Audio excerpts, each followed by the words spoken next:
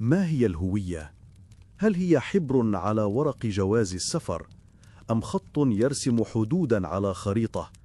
أم هي شيء أعمق، شيء يشبه التربة نفسها، طبقات فوق طبقات، كل طبقة تحكي قصة عصر وشعب وحلم. هنا في هذه الأرض التي سماها الأقدمون المغرب، أرض الغروب، حيث تموت الشمس كل يوم لتولد من جديد، الهوية ليست سؤالا بسيطا، بل هي ملحمة حية منسوجة من خيوط لا حصر لها من الشعوب والحضارات التي جاءت إلى هنا ليس فقط لتسكن، بل لتذوب وتتشكل من جديد.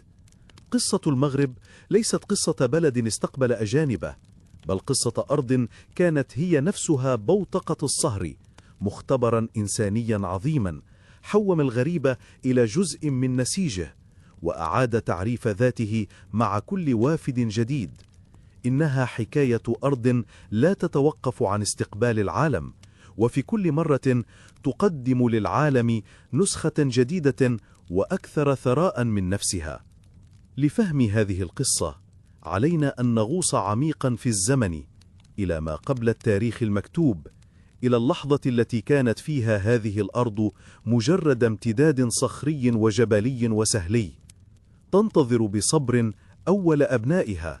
هؤلاء الأبناء لم يأتوا من بعيد، بل نبتوا من هذه التربة كما تنبت أشجار الأرز في الأطلس. إنهم الأمازيغ، الرجال الأحرار، الأساس الصخري الذي بنيت عليه كل الطبقات اللاحقة.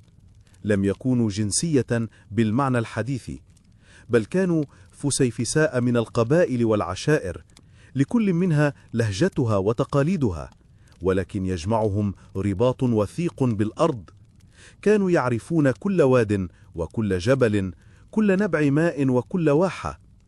كانت حياتهم مرآة للطبيعة القاسية والكريمة في آن واحد. في جبال الريف والأطلس بنوا قراهم المعلقة على السفوح كأنها أعشاش للنسور، بيوت من طين وحجر تتحدى الزمن والرياح. وفي الصحراء عاشوا حياة الترحال، يتبعون قطعانهم والماء، وكانت خيامهم السوداء المصنوعة من وبر الماعز هي أوطانهم المتنقلة، وكانت النجوم هي خارطتهم الأبدية. روحانيتهم كانت مرتبطة بالطبيعة، كانوا يقدسون الجبال والأنهار والأرواح التي تسكنها قبل أن تعرف هذه الأرض الديانات السماوية. هؤلاء الأمازيغ هم الطبقة الأولى، اللوحة البيضاء التي سيرسم عليها التاريخ بقية مشاهده.